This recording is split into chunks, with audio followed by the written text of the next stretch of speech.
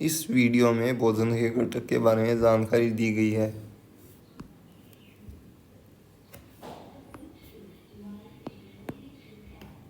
भोजन के कार्य।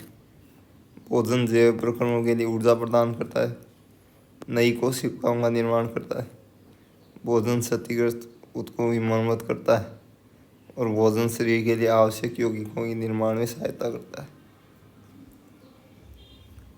प्रकारों के अनुसार भोजन को 3 भागों में बांटा जाता है: ऊर्जा प्रदान करने वाले भोजन, शरीर का निर्माण करने वाले भोजन और रक्षात्मक या नियामक भोजन। पोषक तत्वों को 2 वर्गों में बांटा जा सकता है: स्थूल पोषक और सूक्ष्म पोषक। स्थूल पोषकों में कार्बोहाइड्रेट, वसा, प्रोटीन, खाद्य पदार्थ, जबकि सूक्ष्म पोषकों में विटामिन और खनिज शामिल हैं। कार्बोहाइड्रेट। कार्बोहाइड्रेट कार्बन, हाइड्रोजन और ऑक्सीजन के बने हुए रासायनिक यौगिक हैं। ये ऑक्सीकरण पर ऊर्जा उत्पन्न करते हैं। 1 ग्राम कार्बोहाइड्रेट के पूर्ण ऑक्सीकरण के बाद 18 किलो जूल ऊर्जा प्राप्त होती है। हमारे शरीर के लिए आवश्यक कुल ऊर्जा का लगभग 60 से 80% भाग उपलब्ध कार्बोहाइड्रेट उपलब्ध करवाते हैं। कार्बोहाइड्रेट 3 प्रकार के होते हैं: शर्करा, स्टार्च और सेलुलोज। शर्करा 2 प्रकार की होती है: मोनोसेकेराइड और डाइसेकेराइड। मोनोसेकेराइड दो होती है: ग्लूकोज और फ्रक्टोज। जबकि डाइसेकेराइड 3 प्रकार की होती है: सुक्रोज, माल्टोज और लैक्टोज। ग्लूकोज शीरा, शहद और मीठे फल जैसे अंगूरों में पाए जाते हैं, जबकि फ्रक्टोज वो शहद व पके हुए फलों में पाया जाता है। सुक्रोज गन्ना, चुकंदर और की शर्करा में पाया जाता है, जबकि माल्टोज अंकुरित अनाजों में पाया जाता है। लैक्टोज दूध में पाया जाता है। कार्बोहाइड्रेट का संचयन रूप अनाज, बीज, जड़, आलू, चावल, गेहूँ, जौ, मक्का, गिरीदार फलों आदि में स्टार्च पाया जाता है, जबकि पौधों में सेलुलोज और बीजों के आवरण फल और सब्जी और अनाजों में पाया जाता है। कार्बोहाइड्रेट के प्रकार। लैक्टोज शर्करा आंतों में पाए जाने वाले उन जीवाणुओं की वृद्धि में सहायक होती है जो कैल्शियम के अवशोषण को आसान बनाने में सहायता करते हैं। और कार्बोहाइड्रेट आदि के ग्लाइकोजन और वसा में रूपांतरण हो जाता है, जो ऊर्जा के सुरक्षित भंडार। सेलुलोज मल को स्थूलता प्रदान करता है, मल त्याग को सुगम बनाता है और केंद्रीय तंत्रिका तंत्र के लिए ग्लूकोज ही एकमात्र ऊर्जा का स्रोत है। वसा लिपिड वर्ग के अंतर्गत आती है। वसा कार्बन, हाइड्रोजन और ऑक्सीजन की बनी होती है। वसा ऊर्जा की सबसे समृद्ध स्रोत है। वसाएं जल में अघुलनशील है, लेकिन एसीटोन, बेंजीन आदि विलायकों में घुलनशील है। रासायनिक दृष्टि से वसाएं ट्राइग्लिसराइड होती हैं। वसाएं ऊर्जा की सर्वाधिक समृद्ध स्रोत है। जैव ऑक्सीकरण होने से 1 ग्राम वसा से 37 किलो जूल ऊर्जा प्राप्त होती है। कोशिका द्रव्य की और कोशिका झिल्ली के रजक संघटक है और वसा में विलेय विटामिन ए, डी, ई, के अवशोषण में सहायक है। अनेक हार्मोनों के पूर्वगामी के रूप में वसा कार्य करती है। वसा उपत्वचीय वसा तापरोधक की भांति कार्य करता है एवं ठंड और दाब से रक्षा करता है। संग्रहित वसा मुख्य अंगों को झटकों से बचाने के लिए गद्दी की भांति कार्य करती है और शरीर में विटामिन डी एवं स्टेरॉयड हार्मोन के संश्लेषण में भी वसा सहायक होती है।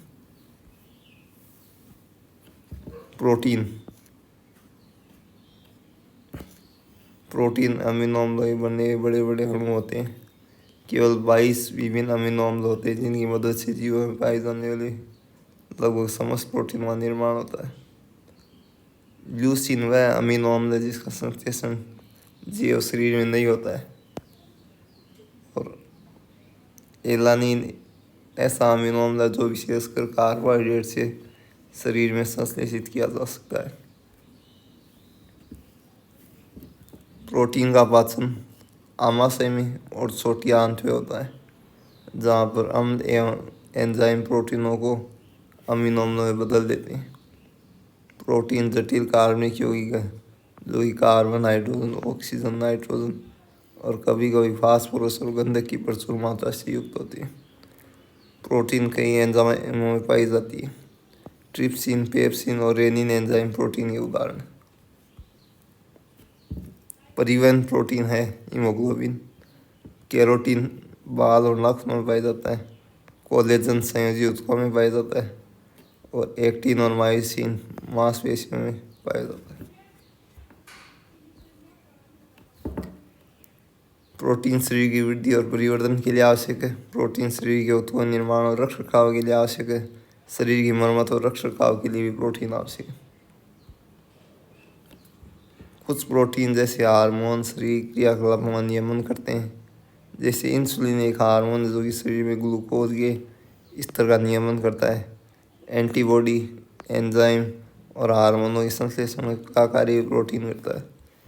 परिवहन प्रोटीन रक्त से विभिन्न पदार्थों को उत्कीर्ण ले जाता है। विटामिन दो प्रकार के होते हैं, जल में विलेय और वसा में विलेय। जल में बी और सी, जबकि वसा में ए, डी, ई और के विलेय होते हैं। विटामिन B1 का कार्य है कार्बोहाइड्रेट का उपाप से भूख का बढ़ना, हृदय तंत्रिकाओं और पेशियों का कार्य करना। इसके प्रमुख स्रोत हैं यीस्ट, यकृत, पनीर, दूध, सब्जियां, मांस और अनाज। विटामिन बी की कमी से बेरी रोग होता है और इसके लक्षण हाथ पाँव में दर्द, शरीर में सूजन, हाथ पाँव में पक्षाघात और शोथ। विटामिन B2 जिसे राइबोफ्लेविन कहते हैं, इसका कार्य कार्बोहाइड्रेट और प्रोटीनों भाप से और त्वचा को स्वस्थ रखना है। इसके स्रोत है दूध, यकृत, मांस, अंडे, मीट, मटर, यीस्ट, साबुत अनाज, हरी पत्तीदार सब्जियां। और विटामिन B2 जिसे राइबोफ्लेविन कहते हैं, जिसकी कमी से राइबोफ्लेविनोसिस प्रकाशभित्ति रोग होता है। इसके लक्षण है मंद वृद्धि, मानसिक विकार, मुख की किनारों पर त्वचा फटना, आंखों में विक्षिप्ति। विटामिन B3 जिसे नियासिन कहते हैं, इसका कार्य प्रोटीन, वसा और कार्बोहाइड्रेट के उपाप से के लिए सहप्रकीर्ण व कोएंजाइम त्वचा को स्वस्थ रखना है। इसके स्रोत है मछली, अंडे, फलियां, पत्तीदार सब्जियां, साबुत अनाज, मूंगफली, सेम, टमाटर, आलू। विटामिन B3 की कमी से पेलाग्रा रोग होता है, जिसके लक्षण है त्वचा शोथ, प्रवाहिका, मनोभ्रंश और मानसिक विकार। विटामिन B12 जिसे साइनोकोबालेमिन कहते हैं, इसका कार्य रक्त निर्माण, तंत्रिकाओं के उपापचय और न्यूक्लिक अम्ल का संश्लेषण। इसके स्रोत हैं यकृत, मछली, पनीर, दूध, अंडा और मांस। विटामिन B12 की कमी से पर्णशायी घातक अरक्तता रोग होता है। इसके लक्षण है त्वचा पीला पड़ना, सांस का फूलना और मंद वृद्धि। विटामिन C एस्कॉर्बिक अम्ल का कार्य संक्रमण के लिए प्रतिरोध, दांत, मसूड़े और जोड़ों स्वस्थ रहना, कटे स्थान और गाँवों का बढ़ना, संयोजी ऊतकों का रखरखाव।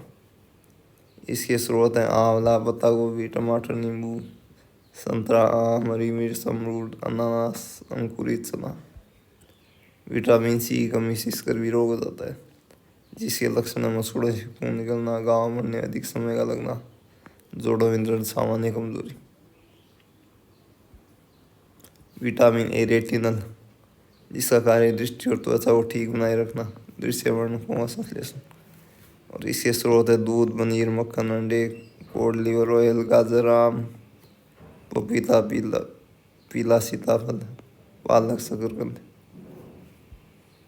विटामिन A की कमी से क्षीणता, दृष्टिहीनता, कमजोर दृष्टि, रतौंधी, जीरोप्थेल्मिया या केरोटिनोसिस त्वचा, जिसके लक्षण अंधेरे में कम दिखना, कभी कभी बुरी तरह दिखाई देना बंद हो जाना। विटामिन D कैल्शियम की कमी से दांत और का कार्य दांत और हड्डियाँ स्वस्थ बनाए रखना। कैल्शियम और फास्फोरस का अवशोषण करना। इसके स्रोत है दूध, पनीर, अंडे की जर्दी, कोड लिवर ऑयल, मछली, मक्खन, दूध का सेवन। विटामिन डी की कमी से बच्चों में रिकेट्स, वयस्कों में ऑस्टियोमेलेसिया और इस लक्षण है धनुषा का टांगे, कबूतर जैसा वक्ष, हड्डियों का नरम हो जाना, लगातार हड्डी टूटना। विटामिन ई टेकोफेरोल की कार्य एंटीऑक्सीडेंट, एंजिंग विटामिन, जिसके स्रोत हैं अनाज, वनस्पति तेल, हरी पत्तीदार सब्जी और गिरीदार फल। विटामिन ई की कमी से पुरुषों और स्त्रियों में प्रजनन विफलता, जिसके लक्षण है पुरुषों में वंध्यता, गर्भपात, स्त्रियों में गर्भपात के समय जन्मी भ्रूण का मर जाना आदि। और विटामिन के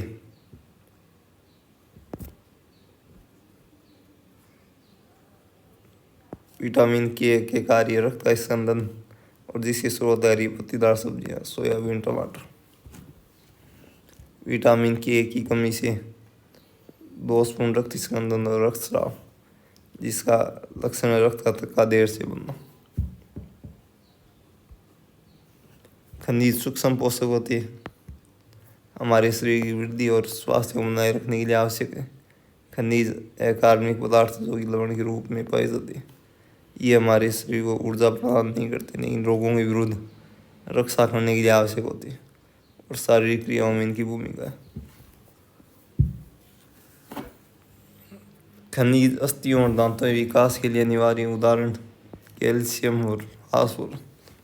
खनिज तरल संतुलन नियमन, शरीर के तरलों की अम्लता और क्षारता का नियमन, जैसे सोडियम, पोटेशियम क्लोराइड और लोहा खनिज हीमोग्लोबिन का मुख्य अवयव है। यह ऑक्सीजन के परिवहन और मुक्त होने में सहायक है। आयोडीन की आवश्यकता थायराइड द्वारा थायरोक्सिन के संश्लेषण में बढ़ती है, जो कि कोशिकाओं के अंदर ऑक्सीकरण की दर का नियमन करता है। जस्ता, तांबा और मैग्नीशियम हमारे शरीर की मुख्य क्रियाओं का नियमन करते हैं।